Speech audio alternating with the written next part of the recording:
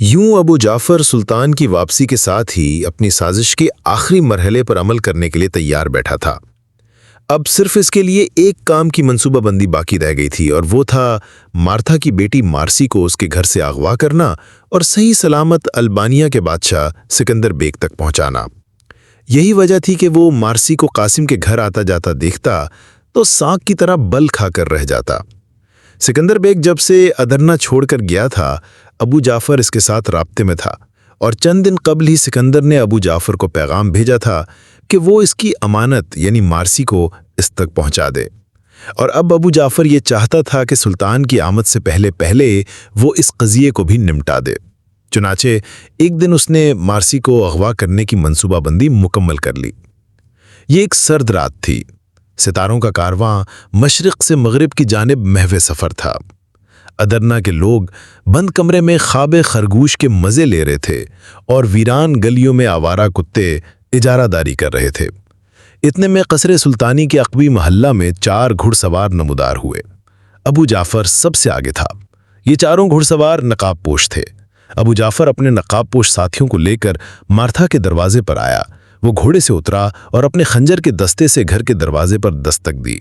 इस दौरान इसके साथी नकाबपोश भी अपने घोड़ों से उतर चुके थे। 2 नकाबपोशों ने अपने घोड़ों की लगामें तीसरे नकाबपोश को थमा दी। इसी तीसरे नकाबपोश ने अबू जाफर के घोड़े की लगाम भी थाम ली और चारों घोड़ों को लेकर एक जानिब ओट में खड़ा हो गया। अबू जाफर के साथ मौजूद दोनों नकाबपोश मकान की एक दीवार के साथ चिपक कर खड़े हो गए ताकि दरवाज़ा खुलने पर दिखाई न दे। अबू जाफर की तलवार नियाम में थी और उसने दरवाज़ा खटखटाने से पहले अपने चेहरे से नकाब हटा लिया था। जो ही दरवाजे की परली जानिब से मार्था के बूढ़े खादिम ने सवाल किया, कौन है, तो अबू जाफर ने कहा, ये मैं हूं, अबू जाफर। दरवाज़ा खोलो और अपनी मालकन मार्था को मेरे आने की इत्तला करो। मार्था के खादिम ने अबू जाफर की आवाज़ पहचान ली और खटाक की आवाज़ के साथ दरवाज़ा खुल दिया। अगले लम्हे बूढ़े खादिम का सर धड़ से जुदा होकर ड्योढ़ी में लुढ़क रहा था। अबू जाफर ने तलवार निकालने और खादिम का सर काटने में बहुत फुर्ती दिखाई। इस काम से फारिग होकर अबू जाफर ने अपने दोनों साथियों को अंदर आने का इशारा किया और वो तीनों मार्था के मकान में घुसते चले गए। यहां कुल 5 अफराद मुकीम थे। एक मार्था, एक मार्सी, एक मार्सी का कोचवान अकबर, एक मार्था की खादमा और एक उनका ये बूढ़ा खादिम जो अभी अभी अबू जाफर के हाथों मौत का जायका चख चुका था। अबू जाफर को किसी मजामत का अंदेशा ना था, चुनाचे वो बेधड़क मार्था और इसकी बेटी के कमरे तक पहुंच गया। अब उसे ये कोशिश करनी थी कि मार्था किसी किस्म की मज़ाहमत किए बगैर अपनी बेटी को इनके हवाले कर दे। वो जानता था कि मार्था अपनी बेटी के साथ दीवानावार मोहब्बत करती है, जबकि उसे ये भी मालूम था कि मार्था खुद मार्सी को सिकंदर बेग की मलिका बनाना चाहती है। वो ये भी कर सकता था कि सीधे तरीके से मार्था से कहता कि वो मार्सी को इसके आदमियों के हमरा सिकंदर बेग की जानिब रवाना कर दे, लेकिन उसे यकीन था कि मार्सी कभी उनके साथ चलने के लिए तैयार न होगी। चुनाचे उसने मार्सी को अगवा करने का फैसला किया और सोचा कि इस तरह वो एक तीर से 2 शिकार भी कर सकता था। लेकिन यहां आकर नतीजा उसकी तवक्को के बरक्स निकला। मार्सी उसके लिए तरनिवाला साबित न हुई, बल्कि हलक में चुपता हुआ कांटा बन गई। उसने जो ही मार्था को अपने आवाज का धोखा देकर दरवाजा खुलवाया और अंदर दाखिल हुआ तो मार्सी को शमशेर बकफ देखकर उसके माथे पर पसीना आ गया। मार्सी के हाथ में तलवार थी और वो मरने मारने के लिए पूरी तरह तैयार थी। अबू जाफर ने अपनी तलवार न्याम में डालते हुए इंतहाई मक्कारी से कहा, मार्था, देखो मैं तुम्हारी बेटी को लेने आया हूं, उसे दुआ दो, ये सिकंदर बेग की मलका बनने जा रही है। अबू जाफर की बात अभी मुकम्मल न हुई थी कि मार्सी खूनख्वार लहजे में बोल उठी, खबरदार, अगर एक कदम भी मेरी जानिब बढ़ाया तो टुकड़े टुकड़े कर दूंगी। मार्था के लिए यह मंजर बिल्कुल गैर मुतवक्के था। वो अपनी बेटी को मलिका तो बनाना चाहती थी, लेकिन अगवा होकर नहीं। उसे मार्सी से बेहद मोहब्बत थी। उसने अबू जाफर को इस तरह आधी रात के वक्त नंगी तलवार लिए अपने घर में दाखिल होते देखा तो दहल गई। अब वो ये भूल चुकी थी कि मार्सी के लिए सिकंदर बेग से अच्छा कोई रिश्ता नहीं। उसे महसूस हुआ कि उसकी बेटी इन लुटेरों के हमरा महफूज नहीं होगी। चुनांचे उसने पूरी हिम्मत से कहा, अबू जाफर, मुझे तुमसे ये उम्मीद न थी। आज तुमने साबित कर दिया कि तुम एक अच्छे ईसाई नहीं बल्कि एक बदफितरत इंसान हो। तुम मार्सी को अगवा करके ही क्यों ले जाना चाहते हो, जब मैंने तुमसे वादा किया है कि मैं मार्सी को सिकंदर बेग के साथ शादी करने पर आमादा कर लूंगी। इसमें कुछ शक नहीं कि मैं सलीब के लिए अब तक तुम्हारा बहुत ज्यादा साथ देती आई हूं, لیکن یاد رکھو کہ میں اپنی بیٹی کو اپنی آنکھوں کے سامنے اغوا ہوتا نہیں دیکھ سکتی۔ مارتھا کی بات مکمل ہوئی ہی تھی کہ یکلخت کمرہ ابو جعفر کے کہکہے سے گونج اٹھا۔ اس کے چہرے پر دنیا جہان کی تمام تر شیطانیت رقص کر رہی تھی۔ اس نے صرف ایک کہکہا نہ لگایا بلکہ وہ اپنی انتہائی مکروہ آواز میں ہنستا ہی چلا گیا، اور پھر بڑی مشکل سے اپنی ہنسی کو روکتے ہوئے کہنے لگا، واہ مارتھا بیگم، تم کیا سمجھتی ہو کہ میں تمہاری نک چڑی بیٹی کو پالکی میں بٹھا کر لے جاؤں گا یا اس کے راستوں میں پھول بچھاؤں گا؟ مارتھا بیگم، تم سوچ بھی نہیں سکتی کہ ابو جعفر کا دماغ کہاں تک کام کرتا ہے۔ اب سنو، میں تمہاری بیٹی کو رات کی اس تاریکی میں اغوا کرنے کے لیے کیوں آیا ہوں؟ مارتھا، تم قاسم بن ہشام اور بہت سے دیگر لوگوں کی نظروں میں آ چکی ہو، اور یوں تم میرے لیے ایک کمزوری بن چکی ہو۔ میں جانتا ہوں کہ تم ایک کمزور عورت ہو۔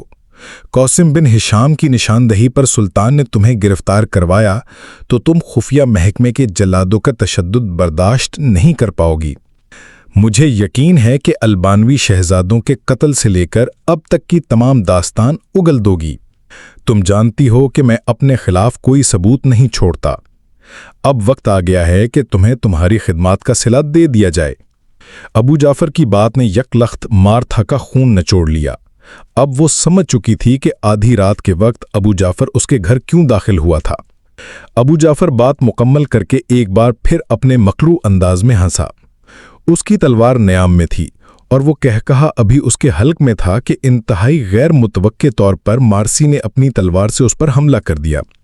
ابو جعفر اگر یکدم جھکائی کھا کر ایک طرف نہ ہٹ گیا ہوتا تو مارسی کی تلوار اس کے کندھے کو چیرتی ہوئی اس کے دل میں اتر جاتی۔ لیکن اب نہ صرف اس نے خود کو بچا لیا تھا بلکہ بیک وقت اپنی تلوار بھی بے نیام کر لی تھی اور اپنے دونوں ساتھیوں کو بھی آواز دے کر اندر بلا لیا تھا۔ دونوں نقاب پوش کمرے میں داخل ہوتے ہی مارسی پر ٹوٹ پڑے، لیکن یہ دیکھ کر ابو جعفر کی حیرت کی انتہا نہ رہی کہ مارسی ایک ماہر شمشیر زن کی طرح ان دونوں نقاب پوشوں کا مقابلہ کر رہی تھی، اور مارسی ان کا مقابلہ کیوں نہ کرتی؟ جب سے قاسم رہا ہو کر آیا تھا وہ قاسم سے بلا ناغہ شمشیر زنی سیکھتی رہی تھی، اور اب تو وہ ایک ماہر شمشیر زن کی طرح لڑ سکتی تھی۔ ابو جعفر اور مارتھا ایک طرف کھڑے دو نقاب پوشوں کے ساتھ مارسی کا مردانہ وار مقابلہ دیکھتے رہے۔ مارتھا کی آنکھیں حیرت سے پٹی جا رہی تھیں۔ اس کی بیٹی کسی بہادر سپاہی کی طرح گھر میں آئے ڈاکوؤں کا ہر وار تلوار پر روکتی اور پھر آگے بڑھ کر ان دونوں جنگجوؤں پر انتہائی خطرناک وار کرتی۔ رات کے اندھیرے میں تلواروں کی جھنکار دور تک سنائی دے رہی تھی۔ بوڑھی خادمہ اور اکبر اپنے اپنے کمروں میں جاگ اٹھے۔ خادمہ کے چہرے پر خوف اور اکبر کے چہرے پر سنسنی تھی۔ اکبر اچھل کر اپنے بستر سے اترا اور بھاگ کر دیوار پر لٹکا برچھا اتار لیا۔ اس کا دماغ تیزی سے کام کر رہا تھا اور وہ سوچ رہا تھا کہ یقیناً کسی دشمن نے مارسی پر حملہ کر دیا ہے۔ وہ بجلی کی تیزی سے اپنے کمرے سے باہر نکلا تو اس نے دیکھا کہ مارسی دو نقاب پوشوں کے ساتھ تن تنہا بھرپور مقابلہ کر رہی ہے، اور مکروہ صورت ابو جعفر اپنی تلوار بے نیام کیے آہستہ آہستہ مارتھا کی طرف بڑھنے کی کوشش کر رہا ہے تو وہ ہکا بکا رہ گیا۔ اسے یقین نہ آ رہا تھا کہ ابو جعفر مارتھا کو قتل کر دے گا۔ یہی وجہ تھی کہ وہ مارتھا کو چھوڑ کر مارسی کی مدد کو پہنچا، اور عین اسی وقت ایک نقاب پوش کی پشت پہ اپنا تیز دھار برچھا گھونپ دیا جب مارسی تھک کر نڈھال ہو چکی تھی۔ ادھر نقاب پوش کسی بیل کی طرح ڈکراتا ہوا پیوند زمین ہونے لگا، اور ادھر مارسی اور اکبر مارتھا کی دلدوز چیخ سن کر دہل گئے۔ اکبر کی آنکھیں حیرت کی شدت سے ابل رہی تھیں۔ اسے قطعاً توقع نہیں تھی کہ مارتھا کا دیرینہ دوست ابو جعفر یوں مارتھا کو قتل کر دے گا۔ مارسی نے ماں کو گرتے دیکھا تو سب کچھ بھول کر ماں کی طرف دوڑی۔ وہ تلوار کو ایک طرف پھینک چکی تھی۔ اسے ایسے لگا جیسے اس کی ماں اب ہمیشہ کے لیے اسے چھوڑ کر جانے والی ہے۔ وہ دوڑ کر ماں سے لپٹ گئی اور چیخ چیخ کر ماں کو پکارنے لگی۔ مارتھا کے پیٹ میں ابو جعفر کی تلوار گڑی ہوئی تھی اور وہ آخری ہچکیاں لے رہی تھی۔ مارسی نے اپنی ماں کا سر اٹھا کر اپنے زانوں پر رکھ لیا اور ماں کو زور زور سے ہلا کر ملک عدم جانے سے روکنے لگی۔ کمرے کا دوسرا منظر بھی قابل دید تھا۔ مارسی کی پھینکی ہوئی تلوار اکبر کے ہاتھ میں تھی اور اکبر دوسرے بچ جانے والے نقاب پوش کے ساتھ برسرے پیکار تھا۔ ابو جعفر خالی ہاتھ تھا اور غالباً اس انتظار میں تھا کہ موقع ملے تو مرنے والے نقاب پوش کی تلوار اٹھا کر مسلح ہو سکے، کیونکہ اس کی اپنی شمشیر مارتھا کے پیٹ میں پیوست تھی اور مارتھا کے پاس غم و غصے سے پاگل ہوتی ہوئی مارسی موجود تھی۔ یہی وجہ تھی کہ ابو جعفر مارسی کے قریب آنے سے گھبرا رہا تھا۔ اکبر شمشیر زنی کے فن سے ناواقف تھا، پھر بھی نقاب پوش کا ہر وار اپنی تلوار پر روکتا رہا، پوری ہمت سے اس کا مقابلہ کر رہا تھا۔ لیکن کب تک؟ یہ 13-14 سالہ لڑکا ابو جعفر کے تجربہ کار سپاہی کو کب تک روک سکتا تھا؟ اور پھر وہی ہوا۔ جنگجو نقاب پوش نے اکبر کے ساتھ میدان مبارزت کا ایک خطرناک داؤ کھیلا اور ناتجربہ کار اکبر اس کے دھوکے میں آ گیا۔ نقاب پوش نے ایک دم پیچھے ہٹنے کی اداکاری کی اور یوں ظاہر کیا جیسے وہ تھک کر گرنے والا ہے۔ اکبر دھوکے میں آ گیا اور پوری قوت سے تابڑ توڑ حملے شروع کر دیے۔ نقاب پوش نے جب دیکھا کہ نوعمر اکبر اب تھک چکا ہے تو اس نے آگے بڑھ کر ایک بھرپور ضرب اکبر کی شمشیر پر لگائی، اور اگلے لمحے اکبر کی شمشیر اس کے ہاتھ سے چھوٹ کر فرش پر پھسلتی ہوئی مارسی کے قریب جا کر رک گئی۔ مارسی ابھی تک اپنی ماں کو مرنے سے روک رہی تھی۔ مارتھا کی آنکھیں اپنے حلقوں سے باہر ابل آئی تھیں اور اس کا بدن زور زور سے جھٹکے لے رہا تھا۔ اچانک مارتھا کے جھٹکے رک گئے اور اس نے اپنی آنکھوں کے دیدے گھمانے شروع کر دیے۔ اب وہ اپنی بیٹی کے چہرے پر نظریں ٹکائے اسے غور سے دیکھ رہی تھی۔ مارسی نے چیخ کر ماں سے کہا، ماں ماں، خدا کے لیے مجھے اکیلا چھوڑ کر مت جاؤ۔ مارتھا کے چہرے پر موت کا قرب پوری طرح طاری ہو چکا تھا۔ اس نے مارسی کو نظر بھر کے دیکھا اور کچھ کہنے کی کوشش کی۔ یہ اس کے آخری الفاظ تھے۔ اس کے ہونٹ ہلے۔ مارسی ابو جعفر کیسر کا جاسوس ہے۔ میں نے البانوی شہزادوں کو۔ مارتھا مر چکی تھی۔ ماں کی آنکھوں کو بے نور ہوتے دیکھا تو مارسی کے حلق سے فلک شگاف چیخ بلند ہوئی۔ اب وہ دنیا میں اکیلی تھی، بلکہ ابو جعفر جیسے درندے کے رحم و کرم پر تھی۔ اس سے پہلے کہ وہ ماں کے بارے کچھ اور سوچتی، اسے اپنے عقب میں نوعمر اکبر کی دردناک چیخ سنائی دی۔ مارسی جیسے یکلخت کسی خواب سے بیدار ہو گئی۔ نقاب پوش کی تلوار اکبر کے سینے میں ترازو ہو چکی تھی۔ مارسی نے اپنے وفادار خادم اکبر کو اس طرح نثار ہوتے دیکھا تو اس کے رگو پے میں غم و غصے کی آگ دوڑ گئی۔ اکبر کی تلوار اس کے نزدیک ہی پڑی تھی۔ وہ آگے کے شعلے کی طرح لپکی اور اکبر کی تلوار اٹھا لی۔ اگلے لمحے وہ کسی زخمی درندے کی طرح غضبناک ہو کر نقاب پوش پر ٹوٹ چکی تھی۔ مارسی کو حملہ آور ہوتے دیکھا تو نہ صرف نقاب پوش نے اکبر کے سینے سے اپنی تلوار کھینچ لی، بلکہ ابو جعفر نے بھی دوسرے نقاب پوش کی شمشیر اٹھا کر خود کو مسلح کر لیا۔ مارسی نے آؤ دیکھا نہ تاؤ، انتقام کی آگ میں اندھی ہو کر دونوں پر پل پڑی، اور یہی اس کی غلطی تھی۔ ابو جعفر نے اندازہ لگا لیا کہ مارسی غصے سے پاگل ہو چکی ہے، چنانچہ اس نے انتہائی تحمل کے ساتھ مارسی کے ہر وار کو اپنی تلوار پر روکنا شروع کر دیا۔ مارسی اس قدر غصے میں تھی کہ اس کے حلق سے عجیب عجیب آوازیں برآمد ہو رہی تھیں۔ ادھر نقاب پوش بھی سنبھل کر مارسی کے حملوں کا سامنا کر رہا تھا۔ ابو جعفر مارسی کو قتل نہ کرنا چاہتا تھا، بلکہ وہ اسے اغوا کرنے کے لیے آیا تھا۔ چنانچہ اس نے اپنے نقاب پوش کو ہدایت کی کہ اس پاگل لڑکی کو زندہ گرفتار کرنے کی کوشش کرو۔ ادھر مارسی تھی کہ رادو سائقہ بن چکی تھی۔ وہ اچھل کر ان دونوں پر حملہ آور ہوتی اور اتنی تیزی سے وار کرتی کہ ابو جعفر اور نقاب پوش کے لیے مارسی کی شمشیر کے وار روکنا مشکل ہو جاتے۔ نہ جانے مارسی کی تلوار سے ابو جعفر اور نقاب پوش کے جسموں پر کس قدر قاری زخم آ چکے تھے۔ اگر وہ ابو جعفر کے ہاتھ سے نکل جاتی تو ابو جعفر سکندر بیگ سے قیصر قسطنطنیہ کے لیے مزید کام کیسے لیتا؟ یہی سوچتے ہوئے ابو جعفر مارسی کے ہر وار کو تحمل کے ساتھ روکنے کی کوشش کر رہا تھا، اور پھر اچانک مارسی کو محسوس ہوا کہ جیسے وہ بری طرح تھک چکی ہو۔ اس کے نازک بازو تھک چکے تھے اور اسے محسوس ہو رہا تھا کہ اس کا تیزی سے دھڑکتا ہوا دل کچھ ہی دیر میں پھٹ جائے گا اور وہ زمین پر گر جائے گی۔ مارسی کے حملوں کی شدت میں کمی آئی تو ابو جعفر اور نقاب پوش نے مل کر اسے مزید تھکانے کے لیے اس پر پوری قوت سے حملہ کر دیا۔ اب مارسی کی ہمت جواب دے چکی تھی۔ ابو جعفر اور نقاب پوش دونوں طاقتور مرد تھے، جبکہ مارسی ان کے مقابلے میں ایک نازک اور نفیس لڑکی تھی جس کا خوبصورت بدن قاسم کو کانچ کی شاخ سے بھی زیادہ نازک اندام دکھائی دیتا تھا۔ آج مارسی نے اپنی ہمت سے بڑھ کر مقابلہ کیا تھا اور اس نے ابو جعفر اور اس کے ساتھی کے چھکے چھڑا دیے تھے، لیکن اب مارسی جان چکی تھی کہ وہ مزید ان مکروہ ڈاکوؤں کا مقابلہ نہیں کر سکتی۔ چنانچہ اس نے آنے واحد میں ایک عجیب و غریب فیصلہ کیا اور اپنی عزت و آبرو کو ابو جعفر جیسے بدماشوں سے بچانے کے لیے اس نے آخری ترکیب یہی جانی کہ خود کو ختم کر لیا جائے۔ وہ چاہتی تھی کہ اس کا زندہ وجود ابو جعفر کے ہاتھ نہ لگے، یہی سوچ کر اس نے یکلخت خود کو زمین پر گرا لیا اور اگلے لمحے اپنی تلوار پلک جھپکنے کی تیزی سے اپنی ہی پیٹ میں گھونپ لی۔ مارسی کو اس طرح ہاتھ سے جاتے دیکھ کر ابو جعفر کے اوسان خطا ہو گئے۔ ایک دم اسے ایسے لگا جیسے سب کیے کرائے پر پانی پھر چکا ہے۔ اس نے تیزی سے آگے بڑھ کر تڑپتی ہوئی مارسی کے پیٹ سے شمشیر باہر کھینچ لی اور انتہائی گھبراہٹ کے عالم میں اپنے نقاب پوش کو حکم دیا کہ وہ فی الفور مارسی کو کندھے پر اٹھا کر یہاں سے لے چلے۔ اس اثنا میں مارسی بے ہوش ہو چکی تھی۔ نقاب پوش میں آگے بڑھ کر بے ہوش مارسی کو اپنے ہاتھوں پر اٹھا لیا اور انتہائی تیزی کے ساتھ باہر جانے لگا۔ ابو جعفر بھی تیزی سے اس کے عقب میں لپکا۔ اب ابو جعفر کے لیے مارسی کو بچانا بہت اہم تھا۔ جلد سے جلد مارسی کو ابتدائی طبی امداد فراہم کرنا چاہتا تھا۔ جو ہی ابو جعفر اور نقاب پوش مارسی کو لے کر آن جہانی مارتھا کے گھر سے نکلے، بوڑھی خادمہ نے انتہائی خاموشی سے آہٹ پیدا کیے بغیر گھر کا دروازہ بند کر دیا۔ بوڑھی خادمہ اب اس واردات کی واحد چشمدید گواہ تھے۔ ابو جعفر بے ہوش مارسی کو لے کر اپنے ایک خاص کارندے اور ماہر جراح سلیم پاشا کے گھر پہنچا۔ سیلم پاشا ادرنا کا مشہور طبیب اور جراح تھا، جبکہ در حقیقت یہ بھی قیصر کا جاسوس تھا۔ اس نے جراحت اور طب کی باقاعدہ تعلیم حاصل کر رکھی تھی اور اپنی ذہانت اور تجربے کی بدولت قصر سلطانی تک رسائی رکھتا تھا۔ سلطان مراد خان ثانی کے شاہی طبیبوں کی تعداد 20 سے زیادہ تھی اور سلیم پاشا بھی ان میں شامل تھا۔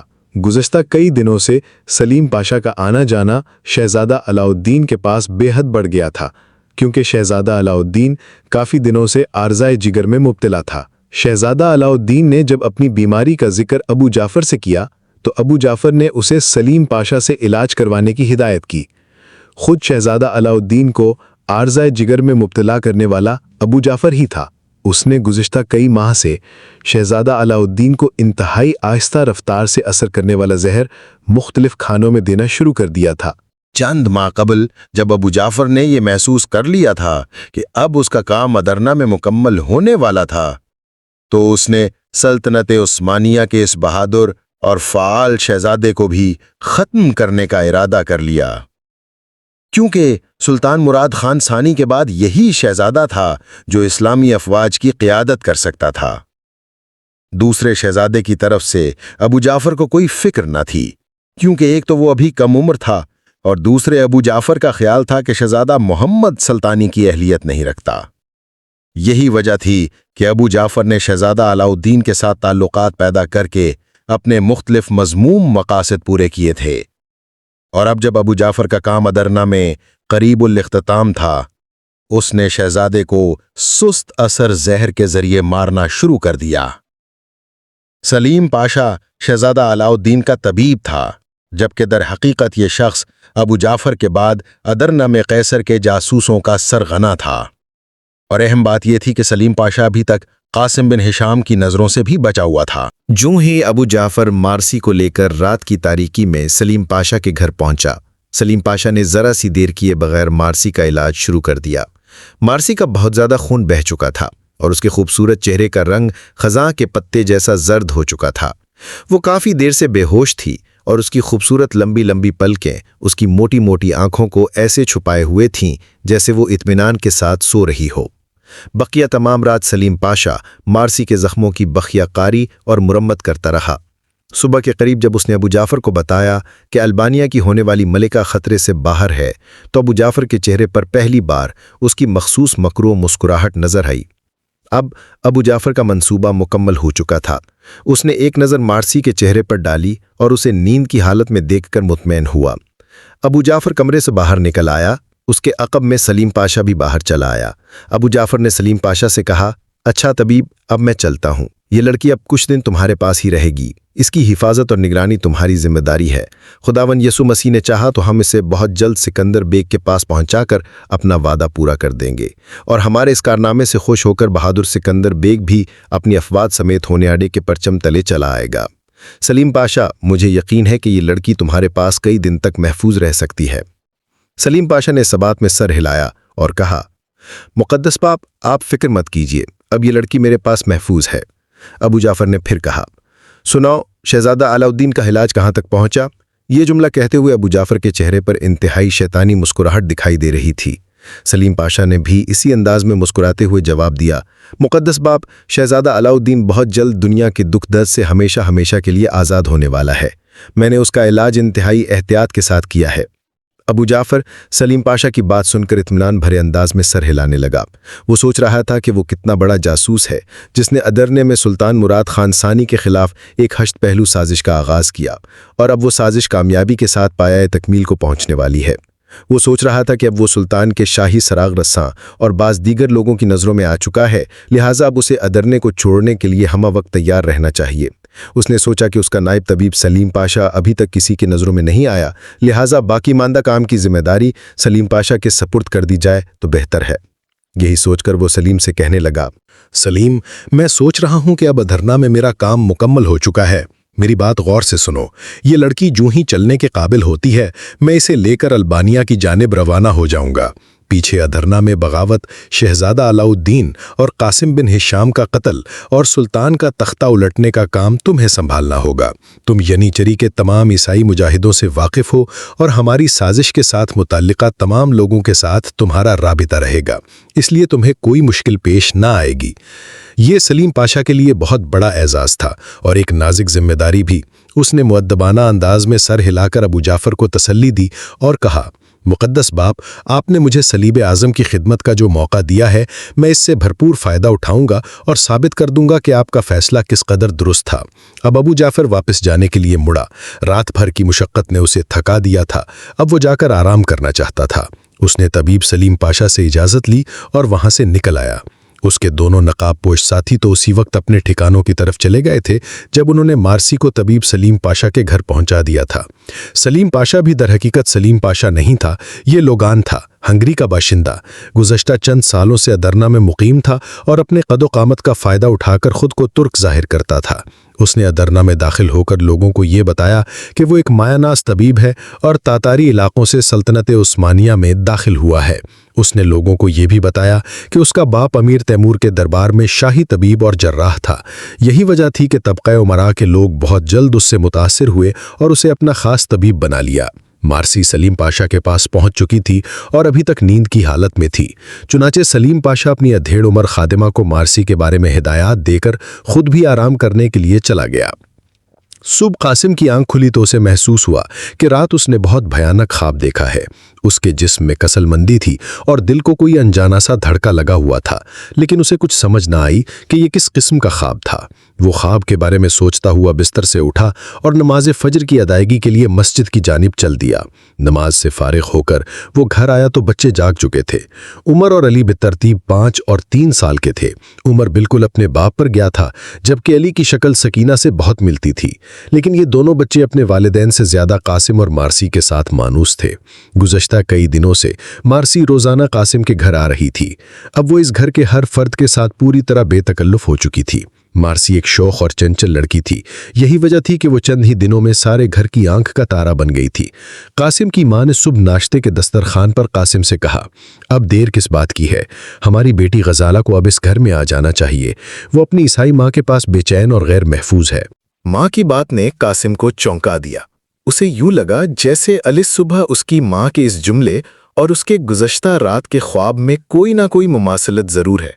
उसे अचानक मारसी का वो जुमला भी याद आया जब बहुत अरसा पहले उसने कासिम से कहा था, मैं हर वक्त एहसास से अदम तहफ़्फ़ुज़ का शिकार हूं। न जाने क्या हुआ कि कासिम का दिल नाश्ते से उचाट हो गया। उसने किसी कदर ढीले लहजे में अपनी माँ को जवाब दिया, माँ, सच तो ये है कि मैं खुद गजाला की तरफ से फिक्रमंद हूं, लेकिन सुल्तान की वापसी से पहले मैं इस किस्म का कोई इक़दाम नहीं कर सकता। सुल्तान ने मुझे अपनी अदम मौजूदगी में अदरना का निगरान मुकर्रर किया है। अगर मैं दुश्मन पर नज़र रखने की बजाय शादी जैसे काम में मसरूफ़ हो जाऊं तो मुझे सुल्तान के सामने शर्मिंदा होना पड़ेगा। बस कुछ ही दिनों की बात है, जूं ही सुल्तान अपनी मुहिम से वापस आता है, हम गजाला को ले आएंगे। कासिम का जहन कहीं और था। उसने जो कुछ कहा उसे खुद भी अच्छी तरह सुनाई न दिया। अब उसके दिमाग में गुज़श्ता रात का ख्वाब फिर से अपने पंजे गाड़ने लगा था। उसे बेहद बेचैनी हो रही थी। इसी असना में दरवाजे पर दस्तक हुई। कासिम के घर मारसी के अलावा और कोई कम ही आता था। दरवाजे की पहली दस्तक पर ही कासिम कुल उठा। لیکن ایک دم اسے یہ سوچ کر حیرت ہوئی کہ اتنی صبح مارسی کو آنے کی کیا ضرورت پڑ گئی۔ وہ اچھل کر اٹھا اور تیزی سے بیرونی دروازے کی طرف لپکا، لیکن یہاں اسے خفیہ محکمے کے سربراہ بہرام خان کو دیکھ کر جھٹکا لگا۔ اسے مارسی بھول گئی اور اس کے ذہن میں یہ خیال گھومنے لگا کہ شہر میں کہیں ابو جعفر کی بغاوت اٹھ کھڑی ہوئی ہے۔ اس نے اپنے پیچھے دروازہ بند کیا اور باہر نکل کر بہرام خان سے کہنے لگا، خیریت ہے بہرام خان، تم اتنی صبح؟ لیکن بہرام خان کا چہرہ لٹکا ہوا تھا۔ قاسم کا دل زور زور سے دھڑکنے لگا اور اس کے اعصاب تن گئے۔ وہ اپنے آپ کو ہر قسم کی خبر سننے کے لیے تیار کرنے لگا۔ بالآخر اس نے دوبارہ پوچھا، تم کچھ بولے نہیں بہرام خان، کیسے آنا ہوا اس وقت؟ بہرام خان نے کسی قدر جھجکتے ہوئے ہونٹ کھولے، آپ کے لیے اچھی خبر نہیں ہے قاسم بن ہشام، میں آپ کو تھوڑی سی زحمت دینے آیا ہوں۔ بہرام خان کے لہجے سے قاسم کا ماتھا ٹھنکا۔ ضرور کوئی ایسی ویسی بات تھی۔ اس نے بہرام کے لہجے میں نہ صرف ہلکا سا طنز محسوس کیا بلکہ اس کا تحکمانہ انداز بھی نظر انداز نہ کر سکا۔ لیکن اس نے بے جھجک سوال کیا، کیا مطلب؟ تم کیا کہنا چاہتے ہو؟ کون سی خبر میرے لیے بری ہے؟ قاسم بن ہشام، البانوی کنیز کے گھر کسی نے شب خون مارا ہے۔ اسے حملاوروں نے پیٹ میں شمشیر گھونپ دی ہے، جبکہ اس کے ایک بوڑھے ملازم اور ایک نوعمر لڑکے کو بھی قتل کر دیا گیا ہے۔ اس کی جوان بیٹی کو حملہ آور اٹھا کر لے گئے ہیں، اور تمام تر حالات و شواہد پر غور کرنے کے بعد اس ہولناک واردات کی تفتیش کا رخ ایک شخص کی طرف جاتا ہے۔ اتنا کہہ کر بہرام خاموش ہو گیا۔ ادھر اس ہولناک خبر سے قاسم کی دنیا گھومنے لگی تھی۔ اسے اپنے پیروں تلے زمین ہلتی ہوئی محسوس ہوئی۔ مارتھا، اکبر اور بوڑھے خادم کے قتل کی خبر فی الحقیقت اس کے لیے لرزہ دینے والی تھی۔ اب اسے بہرام خان کا تحکمانہ لہجہ بھول چکا تھا۔ اس نے یہ بھی نہ دیکھا کہ بہرام خان کے ہمراہ خفیہ محکمے کے چند سپاہی بھی تھے۔ وہ ابھی واقعے کی سنگینی کے سحر سے نکل بھی نہ پایا تھا کہ اسے چونکنا پڑا۔ بہرام خان کہہ رہا تھا، قاسم بن ہشام، گزشتہ کچھ دنوں سے البانوی کنیز کی بیٹی مارسی کا آنا جانا تمہارے گھر رہا ہے۔ بہرام خان کی نگاہیں اس سے بے خبر نہیں، جبکہ یہ بھی مجھے معلوم ہے کہ تم اور تمہاری ساتھی لڑکی البانوی کنیز مارتھا کو ناپسند کرتے تھے۔ اس لڑکی کا زندہ غائب ہو جانا اور مارتھا کا بے رحمی سے قتل ہو جانا اسی طرف اشارہ کرتا ہے کہ میں تمہیں فی الفور حراست میں لے لوں۔ اب قاسم کی کنپٹیاں تمتما اٹھیں، اس کے بدن کی لوئیں کڑی ہو گئیں، اور ایک لمحے کے لیے گھبرائے بغیر اس نے سخت غصے سے کہا، کیا؟ تم کیا بکواس کر رہے ہو؟ تم اصل جاسوسوں کو چھوڑ کر میری نگرانی کرتے پھر رہے ہو۔ اس قدر سنگین حادثہ ہو چکا ہے۔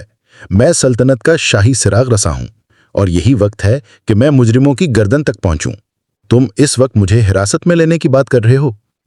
قاسم کی زبان سے شعلے برس رہے تھے، لیکن بہرام خان نے آنے واحد میں اپنی شمشیر برہنہ کر لی اور بجلی کی طرح کڑک کر کہا، قاسم بن ہشام، تم بہرام خان کی آنکھوں میں دھول نہیں جھونک سکتے۔ میں تمہاری گرفتاری کا مکمل بندوبست کر کے آیا ہوں۔ میں نے واردات کی تفتیش مکمل کر لینے کے بعد سب سے پہلے شہزادہ علاؤالدین سے رجوع کیا، اور شہزادہ حضور نے ذاتی طور پر مجھے حکم دیا کہ تمہیں فی الفور گرفتار کر لوں۔ میں سیدھا قصر سلطانی سے یہاں پہنچا ہوں۔ اب قاسم کے ہوش ٹھکانے آئے۔ اسے احساس ہوا کہ وہ بری طرح پھنس چکا ہے۔ اس نے سوچا، اس مرتبہ پھر گرفتار ہونا سلطنت کے لیے بے حد نقصان دہ ہے۔ حالات بتاتے ہیں کہ دشمن اپنی سازش کے آخری مرحلے تک پہنچ چکا ہے۔ اس نے یہ بھی سوچا کہ اب شہزادہ علاؤالدین اسے باعزت طریقے سے نظر بند نہیں کرے گا، بلکہ ہو سکتا ہے اسے تہرے قتل کے الزام میں جلاد کے حوالے کر دے۔ چنانچہ اس نے فیصلہ کیا کہ وہ ان حالات میں کسی قیمت پر بہرام خان کے ہاتھ نہیں آئے گا۔ ابھی وہ کچھ سوچ ہی رہا تھا کہ اس سے عقب میں دروازہ کھلنے کی آواز سنائی دی۔ یہ طاہر تھا، اس کا بھائی، جو بہرام خان کی گونجدار آواز سن کر باہر نکلا تھا۔ طاہر نے کسی ممکنہ خطرے کے پیش نظر نکلتے وقت برہنہ شمشیر بھی اٹھا لی تھی۔ جو ہی وہ دروازے سے باہر نکلا، اس کی نظر تیغ و بقف بہرام خان پر پڑی۔ ابھی وہ کچھ سمجھ ہی نہ پایا تھا کہ بہرام خان نے اپنے سپاہیوں کو حکم دیا، اس شخص کو غیر مسلح کر کے گرفتار کر لو۔ سپاہی آگے بڑھے، لیکن طاہر ذرا بھی نہ جھجکا۔ وہ وادی اعجاز کا مانا ہوا شمشیر زن تھا، اور سلطنت عثمانیہ کی سب سے بڑی تربیت گاہ میں تیغ زنی کا استاد بھی تھا۔ उसने सिपाहियों को आड़े हाथों लिया, हालांकि वो बहराम खान को ज़ाती तौर पर जानता था। चाहिए तो ये था कि वो खुफिया महकमे के सरबराह बहराम खान से हकीकत हाल मालूम करता, लेकिन वो बहराम खान के तेवर देख चुका था। उसे तवक्को ना थी कि बहराम खान सीधी तरह से कोई बात सुनेगा। चुनाचे उसने बैक वक्त खुफिया महकमे के सिपाहियों पर हमला कर दिया। ताहिर की तलवार से तलवारें टकराईं और जंगी धुन बजने लगी। ये छन छन की झनकार थी। ताहिर ने चारों सिपाहियों को अपनी एक तलवार के जोर पर तिगनी का नाच नचा दिया। अब चारों सिपाही महसूस करने लगे कि वो इस नौजवान से शमशीर जनी में कभी भी नहीं जीत सकते। बहराम कासिम को अपनी तलवार की जद में लिए खड़ा था। उसकी आंखों में हैरत भी थी और गुस्सा भी। उसके चारों बहादुर सिपाही ताहिर बिन हिशाम के सामने कठपुतली की तरह नाच रहे थे। बिलाखिर उसने गरज कर कहा, ताहिर बिन हिशाम, मैं तुम्हें हुक्म देता हूं कि तलवार फेंक दो। तुम्हारे भाई की गिरफ्तारी का हुक्म बराह रास्त शहजादा आलाउद्दीन ने जारी किया है। तुमने अगर तलवार न फेंकी तो मैं शाही कामों मुदाखलत के जुर्म में तुम्हें कत्ल करने से भी दरेग नहीं करूंगा। ताहिर बिन हिशाम की तलवार जादू की छड़ी की तरह रक्स कर रही थी। वो खुद आंधी और तूफान बनकर चारों सिपाहियों को भगा भगा कर चूर चूर कर चुका था। उसने तलवार चलाते हुए किसी सरफरोश की तरह मुस्कुराकर कहा, बहराम खान, तुम अगर चाहते हो कि मैं तलवार फेंक दूं तो तुम खुद पहले मेरे भाई के सर से तलवार हटाओ, वरना मैं तुम्हारे इन हरकारों को गाजर मूली की तरह काट दूंगा। बहराम खान को यह तवक्को न थी कि ताहिर शहजादे का नाम सुनकर भी लड़ने से बाज नहीं आएगा। उसने थोड़ी देर के लिए कुछ सोचा और फिर कासिम के सर से तलवार हटा ली। कासिम के लिए यह बेहतरीन मौका था। वो किसी छिलावे की तरह अपनी जगह से उछला और बिजली की तेजी से एक जानिब दौड़ता चला गया। बहराम के लिए ये इंतहाई गैर मुतवक्के सूरत हाल थी। उसने कासिम को हाथ से निकलते देखा तो सब कुछ भूलकर उसके पीछे लपका। चारों सिपाही जो ताहिर के साथ मसरूफ पैकार थे, बहराम के भागते ही फौरन पीछे हट गए। वो तो पहले ही दुआएं कर रहे थे कि किसी तरह इस मुसीबत से छुटकारा मिल जाए। ताहिर की शमशीर उन पर अजाब इलाही की तरह बरस रही थी। उन्हें जैसे ही इस अजाब से बचने का मौका मिला, वो पीछे हटे और दुम दबाकर भाग खड़े हुए। अब बज़ाहिर बहराम और चारों सिपाही कासिम का ताक़ुब कर रहे थे, लेकिन दर हकीकत वो कासिम को खो चुके थे।